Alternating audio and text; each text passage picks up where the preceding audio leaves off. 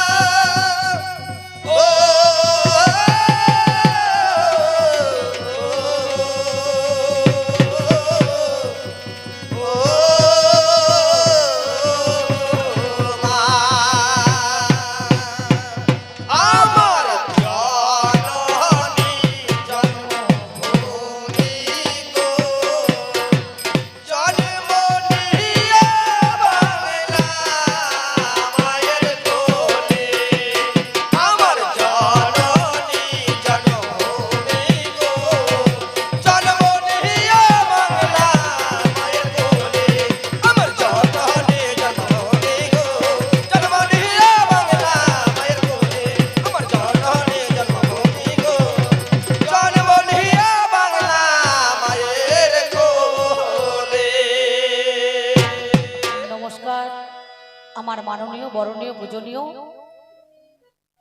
এবং ভক্তিমতী মায়েরা এবং ভক্তি পদে যারা কৃষ্ণ পদে মতি রেখেছেন তাদের চরণে শতকোটি প্রণাম জানিয়ে কেন বললাম মা আমার জননী জন্মভূমি গো, জনম নিয়া বাংলা মাতর কোলে। যেদিন আমরা উত্তরপদে হেডমন্ডি মাতৃগর্ভের মধ্যেখানে ছিলাম বাবা, সেদিন করজোরে কেঁদেছিলাম আর বলেছিলাম মা এই মঠের মধ্যেখানে যাব, তোমাকে ডাকবো, জানবো, শুনবো, চিনবো, তোমার সাধন ভজন করবো নাকি বাবা। আমরা কলিযুগের মানুষ, মঠটাসি মরতে পড়ে গেছি গর্তে, ফিরতে পাচ্ছি না আর মহাতত্ত্বে নাকি বলছেন। এই জগৎটা কিন্তু মরার জগৎ, মানুষ মরে কবার, প্রত্যেক দিন দেখবেন আমরা 3 বার করে মরি পড়ি থাকি বাবা, থাকি তো কখন একবার ঘুমে, একবার জমে, আর একবার হচ্ছে কামে নাকি বলছেন, তাই না। এই মরা বাঁচার খেলা থেকে বাঁচবার জন্য যিনি আমাদের আদ্যা শক্তি মহামায়া কুলকুণ্ডলিনী ব্রহ্মাময়ী উমা 3.5 প্যাচে প্যাচ মেরে মূলাধারী বাবার মুখে মুখ লাগিয়ে মা আমার পরম সুখে ঘুমাইছে, তাকে জাগ্রত করতে গেলে পর একটা যজ্ঞের দরকার আছে নাকি বাবা, তাই তো। সেই জন্য 3 বার করে দেখবেন আমরা মরে পড়ি থাকি। তাহলে এই মরা বাঁচার খেলা থেকে বাঁচবার জন্য কিন্তু আমাদের মায়ের দরকার। মা ছাড়া কিন্তু আমাদের কেউ বাঁচাতে পারবে না। কেন? মন চেনে পাপ আর মায়ের চেনায় বাপ, তাই তো? ছেলের থেকে বাবা, মা ছাড়া কিন্তু কেউ বলতে পারবে না, পারবে? সেই জন্য আপনাদের সম্মুখে দাঁড়িয়ে আমি কেন বললাম, আমার জননী জন্মভূমি গো, জনম নিয়া বাংলা মাতর কোলে। এই 84 লক্ষ জনই ভ্রমণ করে মানব জন্ম পেয়ে এই মানব জন্মটা কিন্তু কাজে লাগাইতে পারলাম না। মানব জন্ম বড় দুর্লভ জন্ম। কেন না? নানুরে চণ্ডীদাস বললেন, শোনোরে মানুষ ভাই, সবার উপরে মানুষ সত্য, তাহার উপরে নাই, কি তাই তো? আর কলিতে কি বলছে? শোনোরে মানুষ ভাই, মানুষের মতো বেঈমান আর কলি যুগেতে নাই, নাকি বলছে? যার মধ্যে মান আর হুঁশ নাই তাকে কিন্তু মানুষ বলবে না বাবা। সেই জন্য এই মানুষ হয়েও আমরা মানুষের মতো কাজ করতে পারলাম না। সেই জন্য বললাম, আমার জননী জন্মভূমি গো, জনম নিয়া বাংলা মাতর কোলে। আমার এই জনমে মিটল না সাথ, আমার এক জনমে মিটল না সাথ, বাকি কয়টা দিন গেল চলে।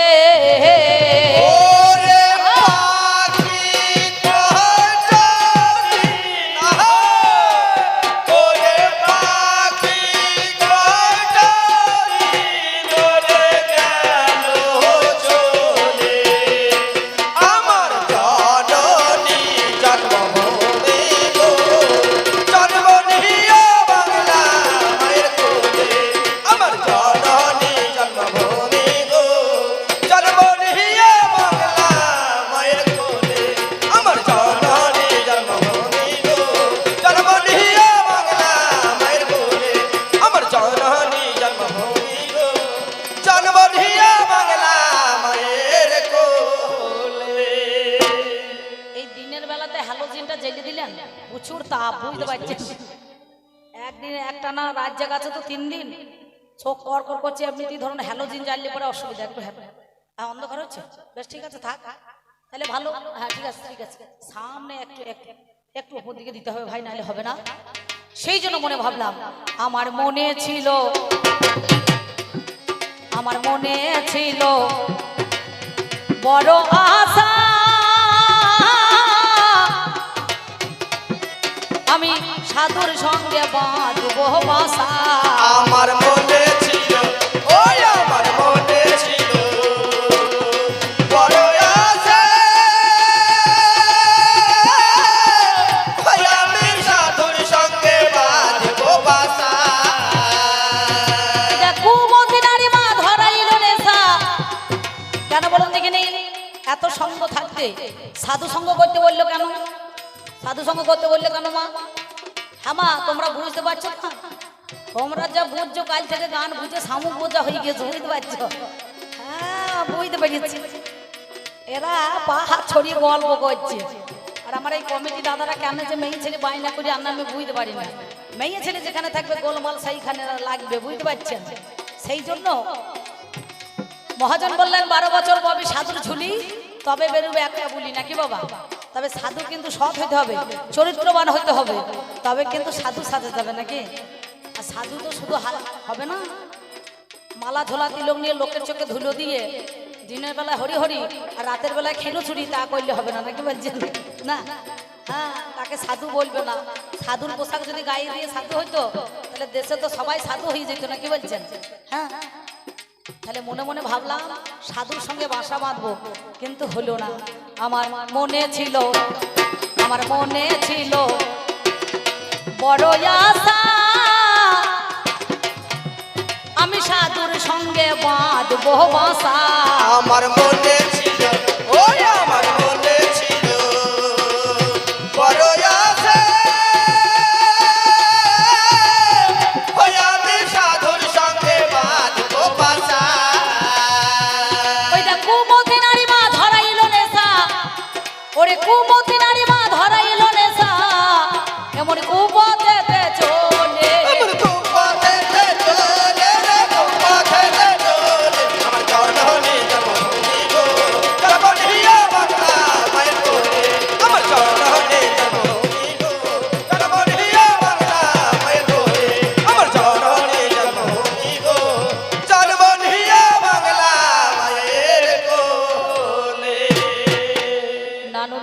চণ্ডীদাস তিনি বললেন যুগল ছাড়া সাধন হবে না, যুগল ছাড়া ভজন হবে না। আর সেই বিশ্বকবি রবীন্দ্রনাথ ঠাকুর তিনি সেই বীরভূম মাটিতে দাঁড়িয়ে, বীরভূম জেলার মাটিতে দাঁড়িয়ে তিনি বলেছিলেন দরকার নাই যুগল সাধন, দরকার নাই যুগল ভজন, যদি কেউ তোমার সঙ্গে না যায় তাহলে একাই পথটা চলা শুরু করতে হবে নাকি বাবা। মাঝে মাঝে সেই গান দেখবেন আজও পর্যন্ত আমাদের কানে কিন্তু বাজে। কেন বাজে? যদি তোরে ডাক শুনে কেউ না আসে তবে একলা চলো রে, যদি তোর ডাক শুনে কেউ না আসে তবে আগলা চলো রে, যদি তোর ডাক শুনে কেউ না আসে তবে আগলা চলো রে, একলা চলো একলা চলো, একলা চলো একলা চলো, একলা চলো রে।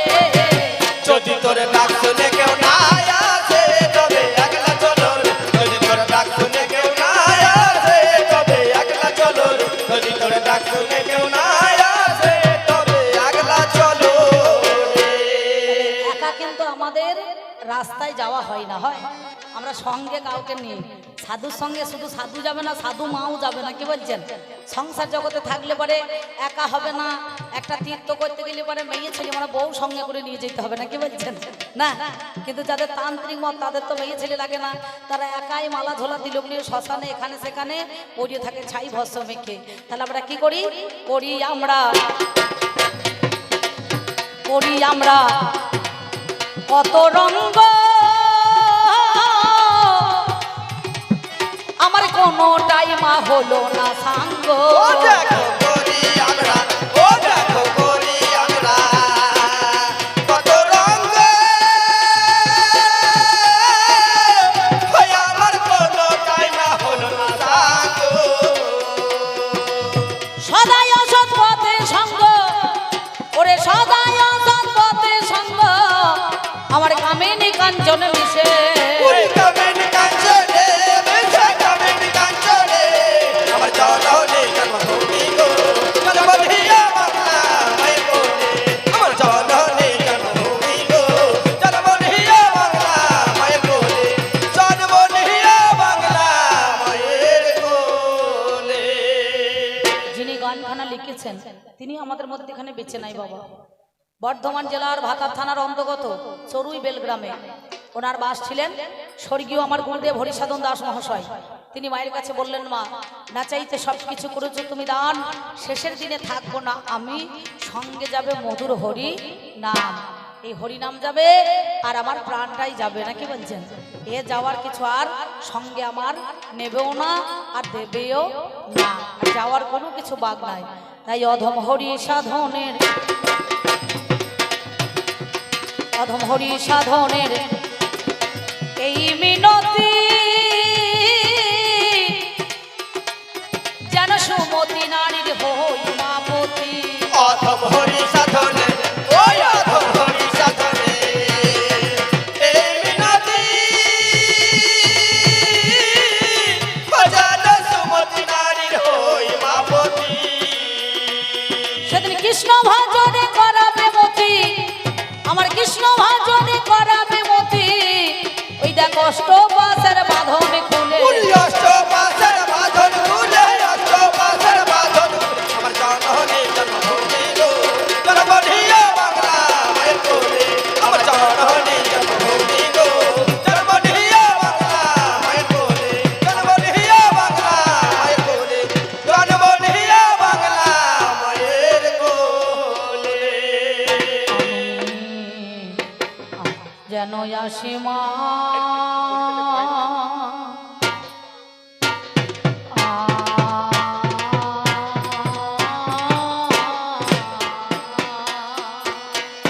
হায় হায় মরি মরি আবার যেন আসি মা, হায় হায় হায় জনমে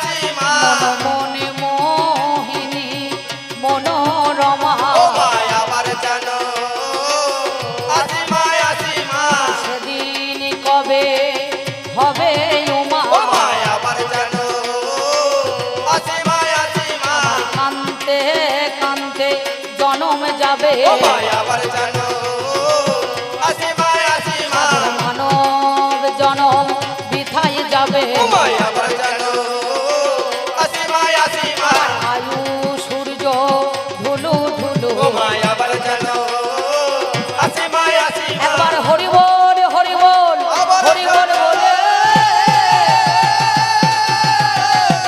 আসিমা তবে আমায় যখন পাঠাইলি মা মাগো এ ভববাজারে এই বাজারে বড় মজার বাজার আমি দেখলাম বিচার করি এই বাজারের প্রান্তরে এক আমি বাঁধলাম নতুন ঘর তাতে 3.5 কোটি দিলাম খুঁটি দেখতে মনোহর তিরি বর্গা জানলা কপাল কেটে নগদার সদর গেটে 2 প্রহরী থাকিল আমার তারই মধ্যে একজন পুরুষ একজন রমণী পাহারা দিতেছে তারা দিবস রজনী মালখানাতে বস্তায় পোড়া আছে রত্নধন বাঘ পেয়া 6 দস্যু করিল হরণ বাকি অংশটুকু গেছে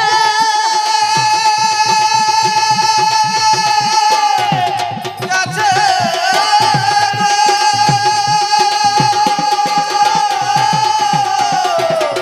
বাকি অংশ গেছে বাকি অংশটুকু গেছে মাতৃঋণের দায় বেদখল হয়েছে জমি নিজ দখল নাই 3 অংশের 2 অংশ রইল জলে ভেসে আজ অর্ধেকটা করে রেখেছে উলো আর কেসে তাই মাগো আবাদ করা গেল না এই আবাদ করা গেল না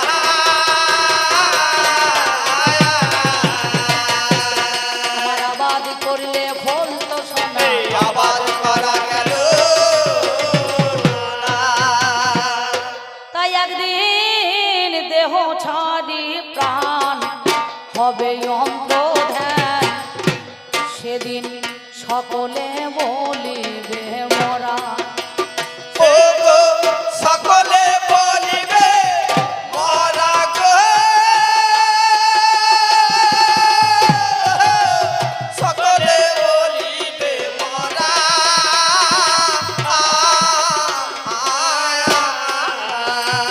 আমার ঘরের গৃহিণী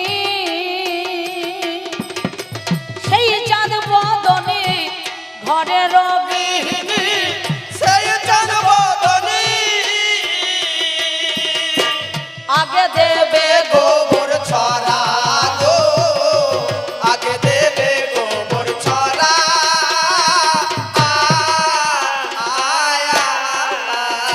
আবার বাসি হলে মরা হবে এই বাসি হলে মরা হবে দুষে বাসি হলে মরা হয় রে এই বাসি হলে মরা হয় রে দুষে সাধের মানব জনম ভালোই বাসি বাসি হলে মরা হয় রে দুষে সেই জন্য আপনাদের কাছে আপনারা সবাই জানেন এই কবি গান গাইতে গেলে পারে আচ্ছা রে ভেকুলরা এমন সময় আমি কি বলিব ভাবেরই কথা জানেন মহাজ্ঞানী সেই জন্য এই কবি গান গাইতে গেলে শুনুন তার কাহিনী কবি গান গাইতে গেলে একটুখানি মাতৃবন্দনা করতে হয় নাকি বাবা সেই জন্যে আমি এই পর্যন্ত বন্দনা গান অল্প সেরে যাই কবি গানের বিষয় যেটা আজ হইবে লড়াই নাকি কেউ দেশের বন্দনা কেউ দশের বন্দনা, কেউ মানুষের বন্দনা, কেউ কেউ ভগবানের বন্দনা, নাকি বলছেন? কবি গানের নাম হয়েছে বন্দনা, গানটা কিন্তু একবারই মন্দ না। তাহলে এই কবি গান গাইতে গেলে আমি প্রথমে এসেছি একটুখানি বন্দনা গান গাইতে হবে। এই বন্দনা গান না করলে পরে হবে না। এই পর্যন্ত বন্দনা গান অল্প সেরে যাই, কবি গানের বিষয় যেটা হইবে লড়াই। আমি ব্যক্তিগত অম্বিকা করি কবি গান, আপনারা জ্ঞানী জনে আজ শুনে যান। আমার যিনি পাল্লাদার দেখতেই অতি চমৎকার, তার নাম সুভাষিস ব্যানার্জি হইল। ওরে গতকালে এইখানেতে গান করেছে ভালো, নাকি? ও আর নিমাই হালদার ভালো। কমিটি দাদারা আসার সঙ্গে সঙ্গে একবারে তাল বিড়ি শরবত মসজিদের চা, বুঝতে পারছেন, হাজির করে দিয়েছে আমাকে। অম্বিকা দিয়ে চাটা খাইয়ে নিয়ে এবার গান শুরু করে দিতে হবে, কারণ 10টায় কথা ছিল, এবার 10:30টার মধ্যে, নাহলে 11টা। তো যাক কই নিয়ে 11টাতে ঢোল মনে করুন চলে এসেছে আসরে সুন্দরভাবে। আমার যিনি পাল্লাদার তিনিও আবার চলে এসেছেন, উনি একটু আগে এসেছেন। আমি অনেকগুলি ছিলাম শিকারপুরের বর্ডারে, বুঝতে পারছেন, সীমানগর। আর পরশুদিন ওই একবার বাংলাদেশের এই তারের বেড়া, এই দেখুন আমাদের কাবাডির বেড়া যেমন দেওয়া আছে খামারে, এইটা কাবার তারের বেড়া, আর এইখানে আমি গান করছি, বুঝতে পারছেন। ওইটা বাংলাদেশ, ওইদিকে যাওয়া যাবে না, ওইদিকে গেলে পরে মনে ফাইন হয়ে যাবে, বুঝতে পারছেন।